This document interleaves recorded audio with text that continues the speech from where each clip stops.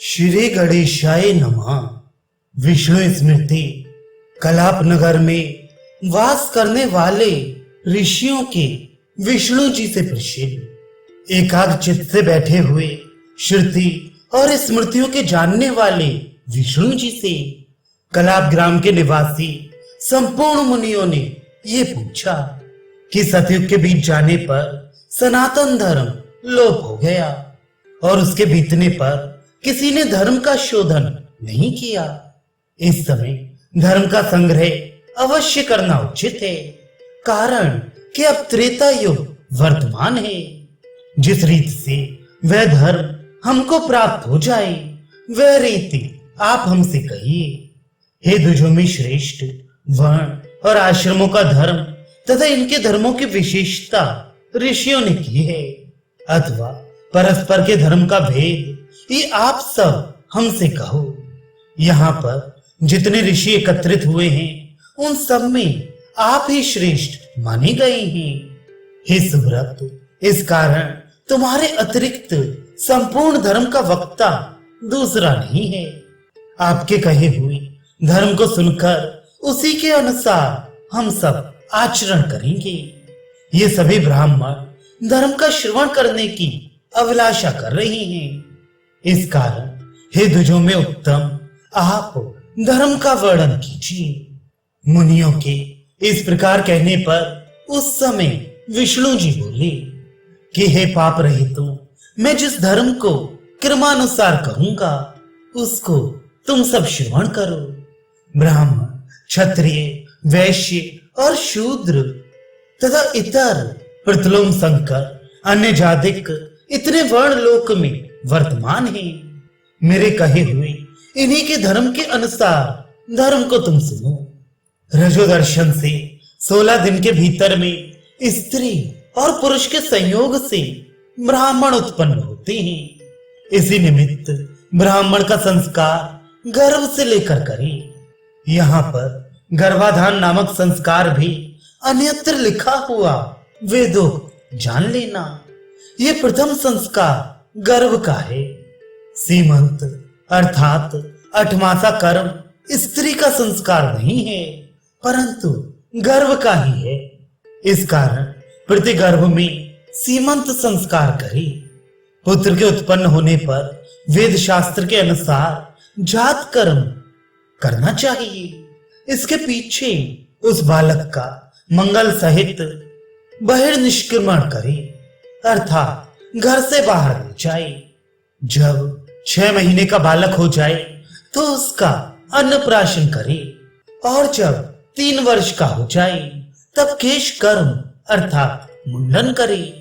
ब्राह्मण का गर्भ से लगाकर 8वें वर्ष में यज्ञोपवीत करे, कारण कि ब्राह्मण होने पर ही गायत्री का अधिकारी होता है। क्षत्रिय का यज्ञोपवीत गर्भ से लगाकर 11वें वर्ष में करे और वैश्य का यज्ञोपवीत 12वें वर्ष में करना उचित है। और चौथा, शूद्र वर्ण संपूर्ण संस्कारों से हीन है। उसका संस्कार केवल यही कहा है कि वह तीनों वर्णों को आत्मसमर्पण करे, अर्थात उनकी सेवा भली भांति से करता रहे।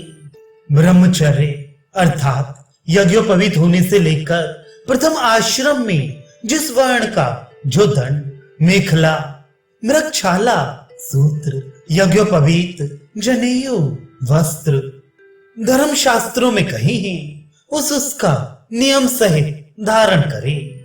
ब्रह्म मुहूर्त में उठकर शुद्ध जल से 3 बार आचमन और प्राणायाम करके सावधान होकर मौन धारण कर बैठे। जल है देवता जिनकी, ऐसे मंत्रों से देह का मार्जन कर सूर्योदय तक गायत्री का जप करता हुआ बैठा रहे। इसके पीछे अग्निहोत्र करे और प्रातः काल के समय ही व्रत करे।